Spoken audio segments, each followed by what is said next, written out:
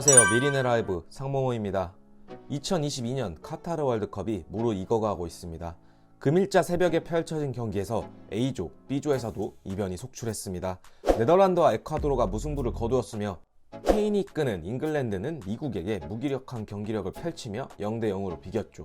잉글랜드의 경우 이란을 대파하면서 첫 경기부터 좋은 출발을 보였지만 결국 마지막 경기에서 승리하지 못한다면 16강 진출을 장담할 수 없는 상황이 되었습니다.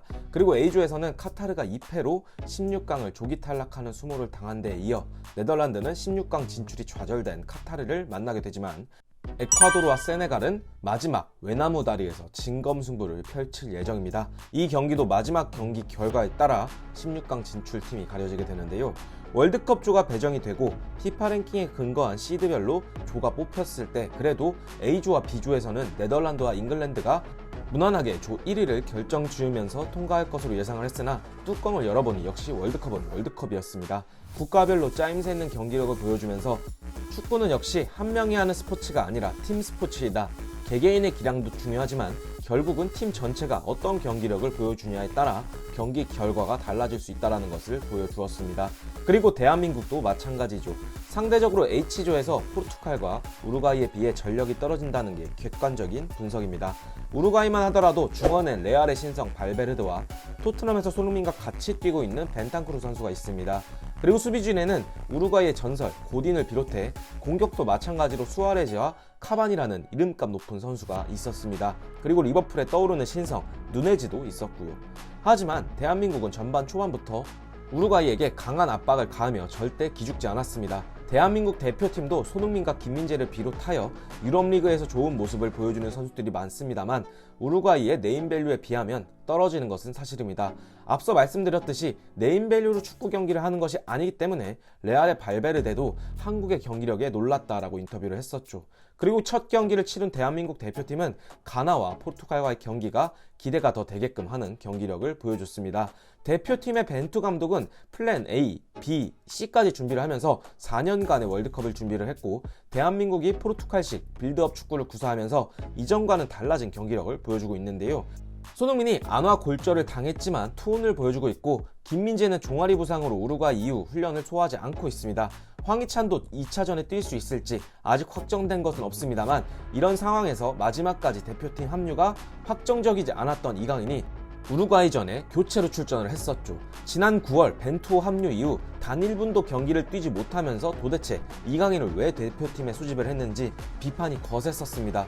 그리고 이번 대표팀 명단을 발표할 때도 이강인이 포함되어 있는 것 자체가 깜짝 발표였는데요.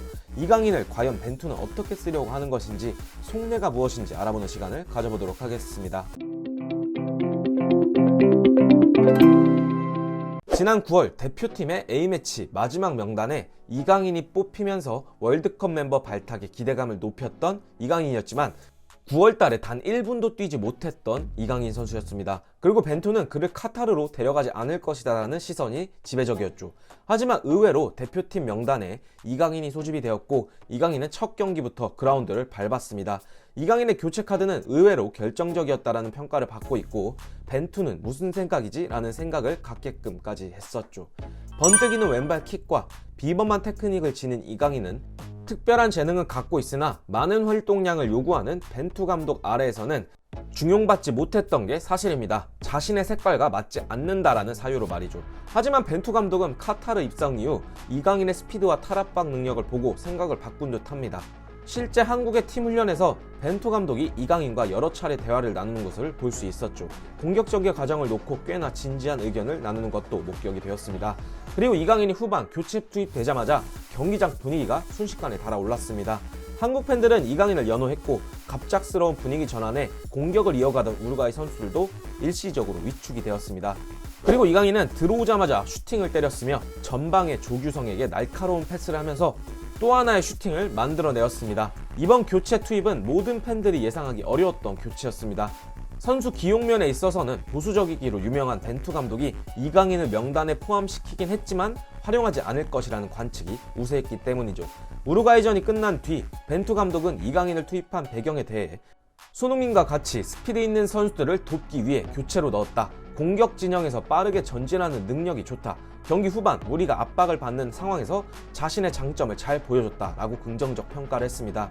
벤투 감독은 남은 경기에서도 상황에 따라 이강인을 활용할 수 있다는 여지를 열어두었습니다. 고집불통 벤투 감독이라고 불리웠지만 이제는 전술적 유연함까지 가져가면서 16강을 위한 두 번째 여정에 나서게 되는 대한민국 대표팀인데요. 가나와의 경기에서 꼭 승리를 가져갈 수 있었으면 좋겠습니다. 그리고 이강인 선수도 가나와의 경기에 출전해서 더 좋은 모습 보여주었으면 합니다. 이번 영상은 여기까지고요. 영상 끝까지 시청해주셔서 감사드리며 구독과 좋아요, 알람 설정 부탁드리면서 영상 마치도록 하겠습니다. 감사합니다.